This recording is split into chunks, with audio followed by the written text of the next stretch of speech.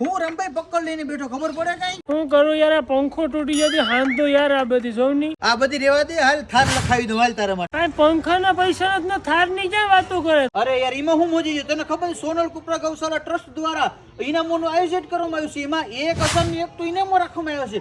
પહેલા નંબરના લકી વિનેતને શું છે ખબર છે? મહિન્દ્રા થાર હોય ની 4 વ્હીલું આવ્યું હે. હા, અને હા આવા 5 તો મોટા ટ્રેક્ટર, અરે 5 તો બુલેટ છે લાલ ફટાકડી હો. અરે જો 11 તો હીરોની મોટરસાઇકલ છે. અરે મારા ભાઈ આમાં 21 તો ઇલેક્ટ્રિક બાઇક છે.